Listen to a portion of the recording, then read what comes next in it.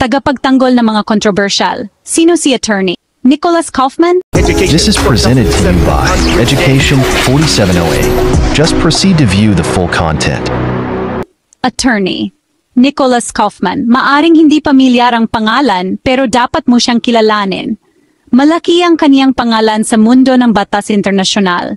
Hindi siya basta-bastang abogado lang. Si Kaufman ay isang bigating abogado na humawak na ng mga kaso sa International Criminal Court. Nakaharap na niya ang mga diktador at kriminal sa digmaan. Ang kanyang espesyalidad, pagbubusisi ng mga kaso, hindi base sa merito, kundi sa mga teknikalidad ng batas. At alam ninyo kung ano, ginagawa na naman niya ito. Sa pagkakataong ito, ang dating Pangulo ng Pilipinas na si Rodrigo Duterte ang kaniyang kinakatawan. Si Duterte ay akusado ng mga mabibigat na krimen laban sa sangkatauhan. Pinag-uusapan natin ang libo-libong pagkamatay na may kaugnayan sa kaniyang brutal na giyera kontra droga. Pero hindi interesado si Kaufman kung si Duterte ay may sala o wala. Ang kaniyang tinututukan ay kung paano napunta si Duterte sa korte ng ICC. Ang kaniyang pahayag, iligal ang pag-aresto. Isang malaking palabas. Kilala si Kaufman sa pagiging masinop at walang humpay na mabusisi. Hindi siya natatakot na hamunin ang sistema. Siya ay isang tinik sa lalamunan ng mga internasyonal na taga-usig. At maaring magtagumpay na naman siya sa isa na namang pagkagulat. Ang kontrobersyal na pag-aresto, isang tabing ng lihim. Marso 11, 2025. Tandaan ang petsang iyan. Ito ang araw na si Rodrigo Duterte, ang dating malakas na leader ng Pilipinas, ay hinuli. Malabo ang mga detalye, nababalot ng lihim ang operasyon. Nasa Pilipinas si Duterte, isang bansang ayaw makialam sa ICC. Akala niya hindi siya maaring hawakan, ngunit bigla na lamang siyang dinala sa The Hague, Netherlands. Ang tahanan ng ICC, paano nangyari yon? Sino ang nagutos? Nanatili ang mga tanong na ito. Ang gobyerno ng Pilipinas, na dating tikom ang bibig, ay umamin na nakipagtulungan sa warrant of arrest ng ICC. Pero ang paano at bakit ay nanatiling palaisipan. Itong misteryo ang sinamantala ni Attorney Kaufman. Naamoy niya ang dugo sa tubig. Ang kakulangan ng transparency, ang mga pabulong na usapan, lahat ng ito ay amoy iligal para sa kanya. At handa na siyang ilantad ito. Extradition versus rendition. Pag-uri-uri sa labirint ng batas. Dito papasok ang masalimuot na bahagi. Ang batas internasyonal ay parang isang gusot na sapot. Extradition laban sa rendition. Dalawang salitang halos magkapareho ang tunog ngunit ibang-iba ang kahulugan. Ang extradition ay ang maginoo at maayos na paraan. Isang bansa ang humihingi sa isa pa. Uy, kailangan namin ng taong iyan. Pakibigay naman, oh. Ito ay isang formal na proseso na may kasamang hukuman at mga kasunduan. Sibilisado, di ba? Samantalang, ang rendition, hindi ganoon. Isipin mo na lang na parang legal na pagdukot. Isang bansa ang kukuha ng isang tao mula sa ibang bansa. Walang papeles, walang paglilitis, walang tawag sa telepono. Ang extrajudicial rendition ang pinakamalala. Illegal ito. Isang malaking bawal sa mata ng batas internasyonal. Sinasabi ni Kaufman na iyon mismo ang sa tingin niya nangyari kay Duterte. Hindi transparent ang mga dokumento ng pag-aresto. Isang biglaang pagdakip. Walang tamang proseso. Walang respeto sa soberanya ng Pilipinas. Tahasang pagbalewala sa mga batas. Ang pakulo ni Kaufman, kinukwestiyon ang pagka-legal ng pag-aresto kay Duterte. Simple lang ang argumento ni Kaufman, pero napakatapang. Sinasabi niyang paglabag sa karapatan ni Duterte ang pag-aresto sa kanya. Labag daw ito sa batas ng Pilipinas at sa internasyonal na batas ng karapatang pantao. Isang mapangahas na diskarte. Ang kanyang argumento ay nakasalalay sa 3 punto. Una, walang utos ng korte na nagpapahintulot sa paglipat kay Duterte sa The Hague. Pangalawa, binaliwala ang mga karapatan ni Duterte bilang isang Pilipinong mamamayan ayon sa konstitusyon.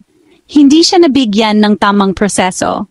Pangatlo, at pinakamahalaga dahil sa illegal na paglipat na ito, wala nang jurisdiksyon ang ICC para litisin si Duterte. Ginagamit ni Kaufman ang lahat ng legal na paraan na kaya niya. Binabanggit niya ang mga naunang kaso sa European Court of Human Rights. Binabanggit din niya ang mga nakaraang kaso sa ICC, tulad ng Lubanga at Bemba. Bumubuo siya ng isang kaso na mahirap balewalain. Malabo mang mangyari, pero kung magtagumpay si Kaufman, maaring magkaroon ito ng malaking epekto. Hindi lang para kay Duterte, kundi para sa ICC mismo. Ikalimang bahagi, isang kasong magiging batayan, mga posibleng epekto sa ICC. Kung makukumbinsi ni Kaufman ang mga hukom ng ICC na illegal ang pag-aresto kay Duterte, maaring napakalaki na magiging epekto nito. Maaring mapilitan ng ICC na ibasura ang mga kaso laban kay Duterte, o maaring kailangan nilang suriin muli ang kanyang pagkakakulong. May posibilidad pa nga, kahit gaano kaliit, na pansamantalang makalaya si Duterte. Ang kasong ito ay maaring maging isang delikadong halimbawa para sa ICC. Maaari nitong hikayatin ang ibang mga bansa na huwag pansinin ang mga warrant ng ICC. Maaari nitong pahinayin ang autoridad ng korte sa buong mundo. Ito ay isang mataas na taya na laro ng legal na tapangan. Nakatanggap na ng mga kritisismo ang ICC noon. Sinasabi ng ilan na ito ay hindi epektibo. Ang iba naman nagsasabi na ito ay may kinikilingan laban sa mga bansang Aprikano. Ang kasong ito, na nakatuon sa mga irregularidad sa proseso, ay nagdaragdag ng isa pang antas ng pagiging komplikado. Nagbubukas ito ng mga tanong tungkol sa mga pamamaraan ng korte at ang pangako nito sa tamang proseso. Hindi basta patatahimikin ng mga prosecutor ng ICC si Kaufman. Naghahanda na sila ng kanilang mga kontra-argumento. Handa na silang lumaban. Ang kanilang pangunahing punto, mismong mga autoridad ng Pilipinas ang tumulong sa pag-aresto kay Duterte. Ang kanilang argumento, walang espesipikong batas internasyonal na nagdidikta ng mga proseso para sa kusang loob na pagsuko o isang aksyon ng ehekutibo tulad nito. Sinasabi nila na gusto na ng Pilipinas na mawala si Duterte at nakahanap sila ng paraan para mangyari ito. Iginigiit din ng prosekusyon na ang bigat ng mga kaso laban kay Duterte ay mas mahalaga kaysa sa anumang teknikalidad sa proseso. Naniniwala sila na ang resulta ang mahalaga kahit ano pa man ang paraan. Gusto nilang makita si Duterte na humarap sa hustisya kahit ano pa man. Ito ang simula ng isang malaking labanan sa korte. Si Kaufman, ang dalubhasang taktisyan, laban sa mga prosecutor ng ICC na determinadong panagutin si Duterte. Isa itong paghaharap ng mga higante sa batas. Ang pag-aresto kay Duterte at ang estratehiya ni Kaufman ay nagpasiklab ng mainit na debate. Hati ang opinyon ng publiko. Ipinaglalaban ng mga taga-suporta ni Duterte ang kanyang paglaya. Para sa kanila, ang pag-aresto ay may bahid politika, isang halimbawa ng impluwensya ng mga kanluranin. Itinuturing nilang bayani si Kaufman, isang mandirigmang lumalaban sa isang bulok na sistema. Sa kabilang banda, nariyan ang mga tagapagtaguyod ng karapatang pantao. Ang hustisyang naantala ay hustisyang ipinagkait, ayon sa kanila. Naniniwala silang dapat managot si Duterte sa kanyang mga krimen, anuman ang mga pagkakamali sa proseso. Para sa kanila, ang depensa ni Kaufman ay isang desperadong pagtatangka na protektahan ang isang malupit na diktador mula sa hustisya. Matalas na binabantayan ng buong mundo ang kasong ito. Ang kasong ito ay maaring makapagpabago sa kung paano gumana ang ICC at kung paano ito kikipag-ugnayan sa mga bansang hindi miyembro. Napakalaki ng nakataya rito. Kasalukuyang sinusuri ng pre-trial chamber ng ICC ang lahat ng argumento. Inusisa nila ang mga ebidensya. Sinusubukang unawain ang magulong sitwasyon. Inaasahan ang desisyon tungkol sa legalidad ng pag-aresto kay Duterte. Kung papanigan ng mga hukom si Kaufman, maaring magkaroon ito ng domino effect. Maari itong humantong sa pagkaantala ng kaso o maging sa pagbasura ng mga kaso. Maari rin nitong pilitin ng ICC na pag-isipang muli ang kanilang pamamaraan sa pag-aresto sa mga suspek sa mga bansang hindi nakikipagtulungan. Gayunpaman, kung ang prosekusyon ang mananaig, ang kaso laban kay Duterte ay magpapatuloy. Kakaharapin niya ang paglilitis para sa mga krimen laban sa sangkatauhan. Ang hatol na may sala ay maaring magdulot ng malaking epekto sa buong mundo.